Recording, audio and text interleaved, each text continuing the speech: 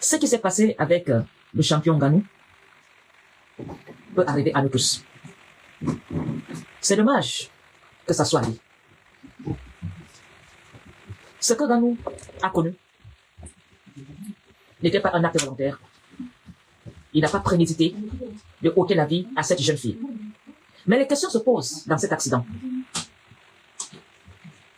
J'ai vu ce dernier sur une grosse moto. Assis. Il était tout fier.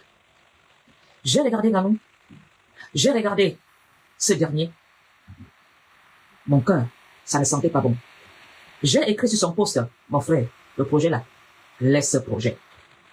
Le projet à 2 roues là, mon frère, c'est pas bon. Evelyne, bonsoir. Je suis la fille d'un cascadeur. Tout le monde connaît mon père au Cameroun, surtout à Yaoundé. Bien cascadeur.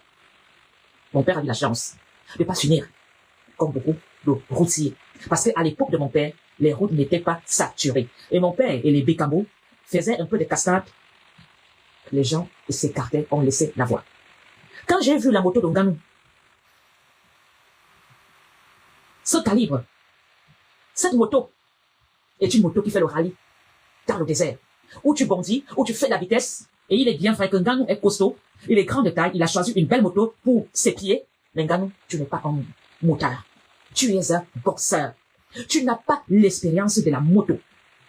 Mais comme beaucoup de personnes qui se font de l'argent, aiment cette bécane. Parce que la moto, c'est pas la même chose comme une voiture de luxe. Quand tu es sur la moto, tu te sens planer. Ça plane pour toi. Tu te sens libre. Tu te sens fort.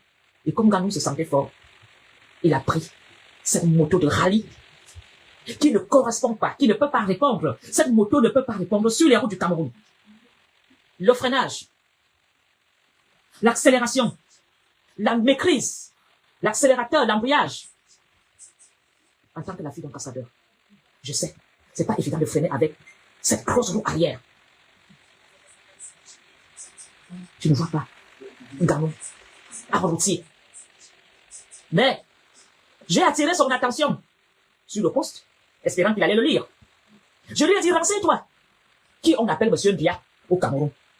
Va même demander à Bécamo, ou même à la fédération le club de moto de Yaoundé, que mon père était président. Demande même à Bonivan, ou bien à Franck Bia, ton ami. La moto, c'est l'histoire de ma famille. Nous n'avons pas de route pour rouler avec ce genre de bécane. Si Ganou veut se faire plaisir sur une moto, c'est avec une Goldwing ou une Harley Davidson, où tu te fais plaisir les week-ends. Mais pas avec cette moto de rallye qui se joue sur le désert. Je ne te juge pas, Ganou, mais tu ne maîtrises pas cette bécane. La manière que je t'ai vu assis cette moto, tu n'es pas un routier. Et je te demande de te former. Si tu veux reprendre encore la moto, de te former chez des professionnels qui font l'équilibre. Mon père, mon frère, quand mon père prenait la moto, ma grand-mère allait voir Père Chimique pour dire, est-ce que tu as une place pour Monsieur Mbia? Mbia ne m'écoute pas. Mais Dieu a fait grâce. Mais beaucoup du club de moto de Yaoundé, même les Blancs, on laissait leur crâne. On ne joue pas. La dernière fois que j'ai interpellé Ganou, c'est quand je t'ai vu avec tes frères. Mais là-haut, je te dis, chez nous les petits, on dit, les poules se contaminent des taches quand ils se mettent dans le même panier. Et mon frère, tu as beau ça seul. Tu as traversé la mer. On ne t'a pas soutenu. Et quand tu es venu, fort, tu es rentré au pays. On a voulu te récupérer. Tu as compris? Mais le problème, c'est que, une fois que tu t'installes stable, on ne sort plus de là comme on veut. On ne sort plus de là comme on veut. Je ne souhaite à personne d'être auteur d'une pareille situation où se trouve Ganou.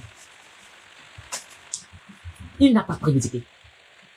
Mais autant de malheur, frère. À peine tu étais avec ces personnes, tu as perdu le combat dans un chaos qui n'avait pas de nom. Après quelques instants, on parlait de toi, l'enfant est parti. Maintenant, te voilà dans une histoire. Et, Ganou, faites attention, hein. Quand vous traversez vos barres, vous savez, on ne se mélange pas. Vous savez, je peux comprendre ce dernier. Vu qu'il doit investir au Cameroun, Il doit bâtir.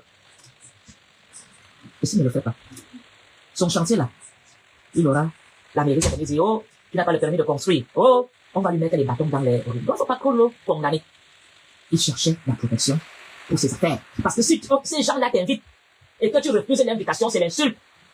Et comme il a des projets, il s'est dit, ça, c'est pas grave, je peux juste faire le figurant. Mon frère, même l'accident-là,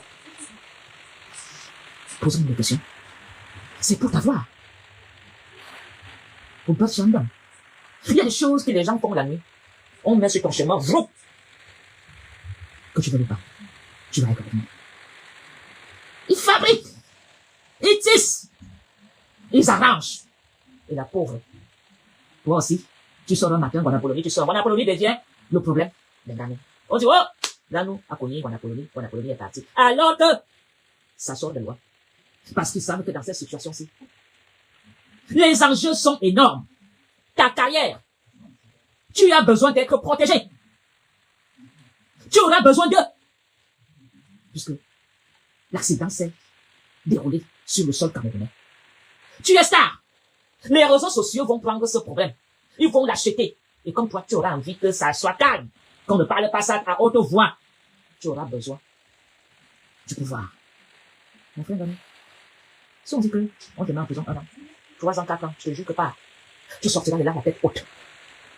Si on te condamne pour homicide involontaire, mon frère, mon cas l'exemple qu'on nous donne le changement, la justice.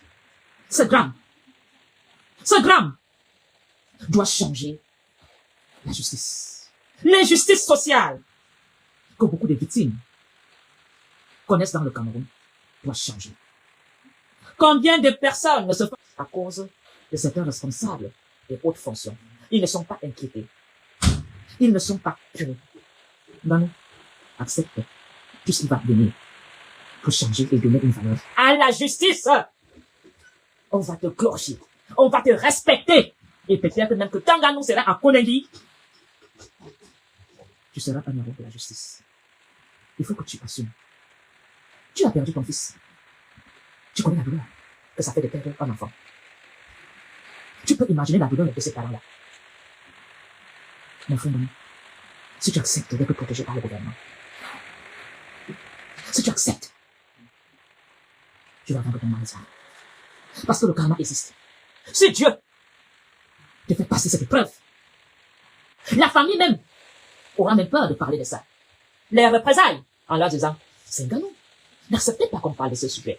Protégez le champion. On va vous indemniser. L'argent ne remplace pas la justice. L'argent ne remplace pas un être humain.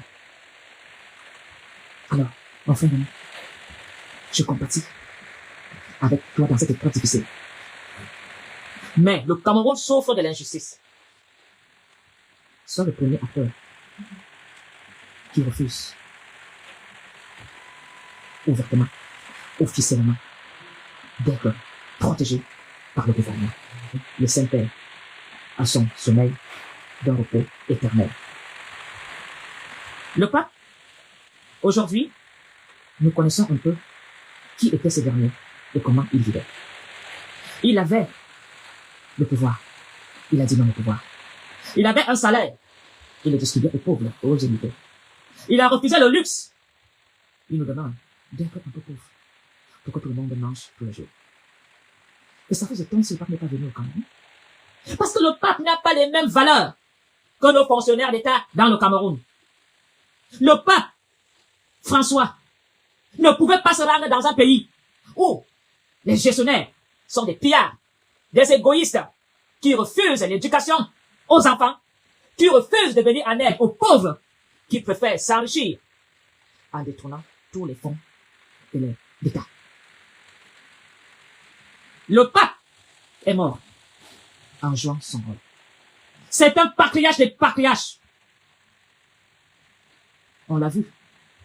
On pouvait lire l'ombre de la mort sur son visage. Il a continué à bénir. Il a continué à mendier la paix. Il a continué son travail jusqu'au bout. Sur une chaise roulante, le monde entier. Un pape qui refuse les armes. Un pape qui refuse la guerre. Et vous allez sur sa tombe, le provoquer, Est-ce que vous savez que quand on meurt, on n'a plus de sentiments? Voilà comment on partait porter le karma au Vatican pour l'amener dans le Cameroun à vous. Est-ce que le pape ignore ce qui se passe dans le Cameroun? Pourquoi nous avons la guerre dans le Cameroun? Tout ce que le pape demande, est-ce que vous le faites? Vous pouvez seulement faire une messe à sa mémoire. Libérer les prisonniers politiques à la mémoire du pape Jean-Paul II, du pape François. Libérer les prisonniers parce que le pape est contre la guerre. Retirer les militaires du Nozo en laissant quelques policiers et gendarmes faire la sécurité. Pourquoi cette guerre continue dans le Cameroun? Pourquoi les pillards ne ramènent pas l'argent qui dort ailleurs dans le Cameroun? Le pape François lui demande d'être un peu pauvre pour que tout le monde mange. Vous allez vous moquer du pape jusqu'à dans sa dernière demeure?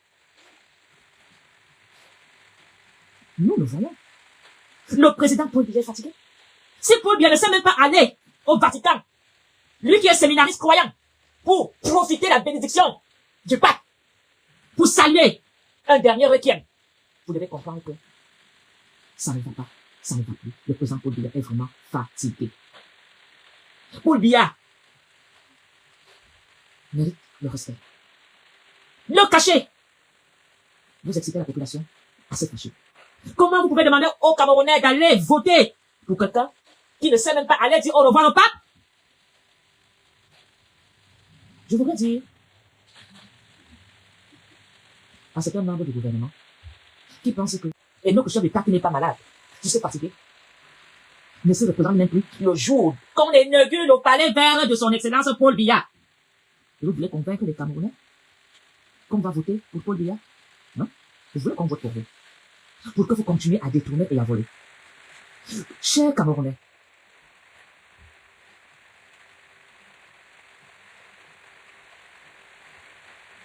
beaucoup veulent que le Cameroun bascule pour piller. Beaucoup veulent que le Cameroun bascule pour faire des règlements de compte.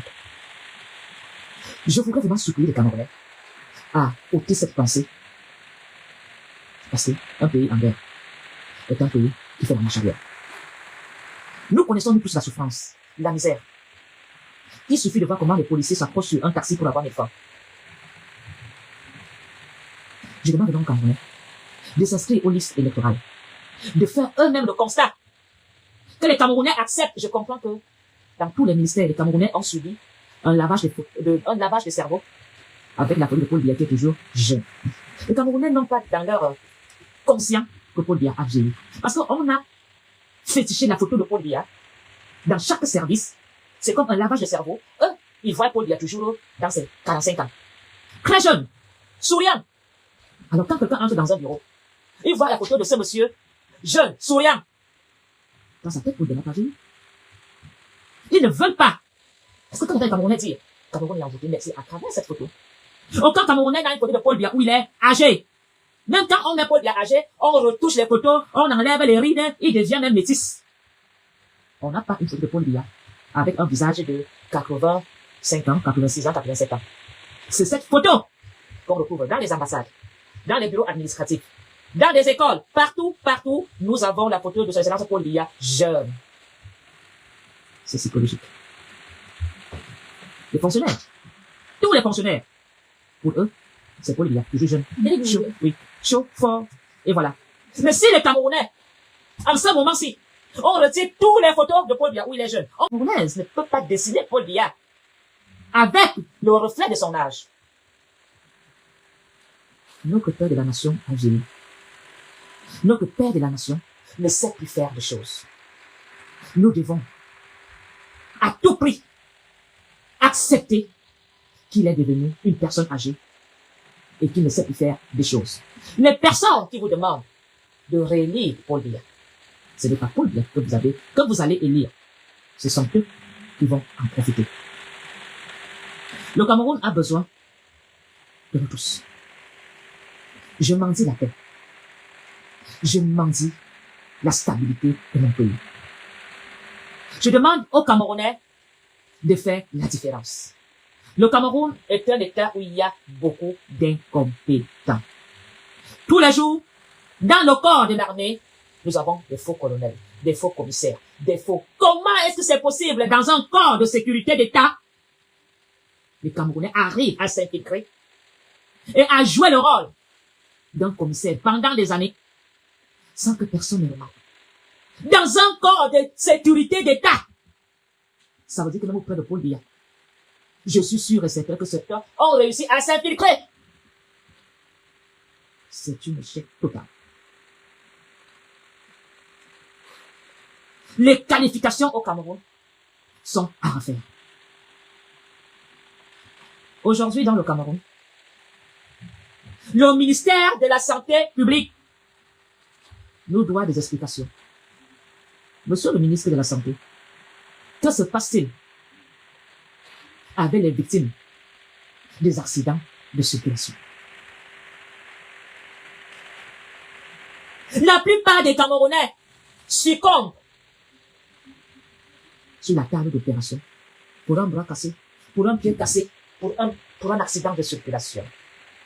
On dirait que le Cameroun a fait un pacte de voler des âmes. On dirait que ces personnes n'ont pas besoin de sang, mais ils ont besoin d'esprit, des âmes.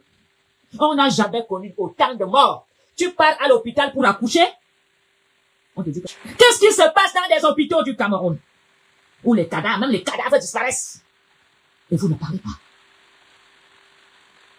Aujourd'hui, nos médecins, sont-ils encore vraiment des médecins? Font-ils vraiment des vrais diagnostics? Tous ces enfants de mon père est, ma mère est, je suis mon parent est, qu'on met dans les hôpitaux pour finir avec vous et on prend vos âmes. Vous qui avez vu vos parents ou vos frères décédés il y a 20 ans, 30 ans. Regardez encore les cadavres d'aujourd'hui, à quoi ça ressemble. On dirait qu'on a tabassé encore. Tu vois comment le corps est fâché. Il se passe quoi dans les morgues? Allez dans les morgues. Il y a des corps qui sont méconnaissables. On dirait qu'on a fracassé, on a tabassé. Il y a même des corps, quand tu vois encore, tu dis que le gars, si, c'est parce qu'il est mort, il y a des choses à raconter. Tu peux lire sur le visage de quelqu'un que le gars a déjà fait la bada, qu'on dit que, viens ici, on tire le gars dans le feu. Le gars dit, je ne parle pas. Mais, comme ils sont déjà, on est parlé. Ils ont besoin des âmes pour continuer à gouverner. Nous n'avons jamais connu autant d'accidents de circulation. Et on met tout ça sur les transports. Alors que ce sont ceux d'en haut là qui se nourrissent des esprits, de l'esprit humain. Ça pénètre dans le corps. Vroom! Le Cameroun fait peur, hein? Ils ont fait tout sorte de vaudou que eux-mêmes disent un cessez-le-feu. Ça coûte quoi au gouvernement camerounais de dire qu'il arrête la guerre en Ozo? Ils vont s'asseoir avec les séparatistes et discuter. Où est passé le dialogue national? Les qui cette guerre arrange? Les qui cette guerre avantage? Mais les pauvres mamans perdent leur fils. Vous organisez une messe pour le pape. Pourquoi vous ne faites pas aussi un monument pour les soldats tombés au Nozo? Où chaque soldat, on pourra aller lire son nom. Les soldats de Douala ont fait un monument. Les soldats tombés de la guerre, on met leur nom. À Yaoundé, pourquoi vous ne faites pas ça? Mais on entend, oh, oh, oh, soutien, soutien. Je vais vous dire une chose. Regardez comment ce gouvernement est en train de vraiment de se faire piétiner. Les gens qui soutiennent le RDPC et de la visibilité au RDPC, mais le moment venu. Quand ce gouvernement, moi je vous avais dit que moi je vais m'asseoir et croiser mon pied, je bois le jour-là. Parce que je vous ai demandé de vous repentir, de demander pardon, de ramener l'argent que vous avez volé, de laisser le tribalisme, pour continuer le tribalisme. Parce que si ça date même là, j'entends qu'il y aura la protection. Ses enfants auront la protection. Même Paul Biya aura la protection. Même si Paul Biya pas à la cour de la haie, vu son âge. D'abord, lui, c'est qu'il est là au couloir de la fin. Mais vous serez face à la justice populaire. Qui va vous protéger? Même ces généraux vont vous lâcher. Les ministres, ils vont aller où? À Dubaï? Il y a des Camerounais à Dubaï. Pendant que mon frère va accepter la sentence.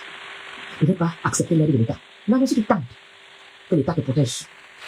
Mon frère, ta carrière sera terminée. Parce que les Camerounais vont prendre ça mal. Tu es un champion, tu es un fort, tu es un cogneur, tu es un brosailleur. Accepte. Non, ça donne 6 mois. Quand je recule, dis j'assume. Oui, dis j'assume. Mais si tu veux dire à l'argent, barba.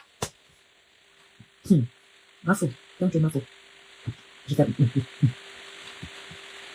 Moi, on me l'a pour ça, tout ces gars qu'on a protégés au Cameroun qui ont dealé avec le gouvernement, ils sont en prison, chimie, dans les tiroirs, dans les... La politique n'a pas d'amis. C'est un jeu très dangereux. Ce qui peut arriver à tout Camerounais, même à moi. Mais, accepter de faire le pacte, aïe, mon frère. Tu ne fais même pas le pacte avec le gouvernement, hein. Tu feras le pacte avec ce qui a été dit, je te protège. Tu ne pourras plus à toi rien. Ils vont te tenir. Sur tes 2 mecs là, tu vas devenir tout petit. Changer la justice. Accepter la sentence. Laisse que les choses soient dites. Même si c'est en désordre, laisse que les gens vomissent. Ce qui est plus important, monsieur Ngani, c'est que la justice soit vraiment vraie. On ne peut pas cacher un soleil. Même si tu prends 6 mois sans combattre, 1 an, quand tu vas commencer à combattre, tu auras la bénédiction. Parce que tu vas jouer un rôle dans la justice.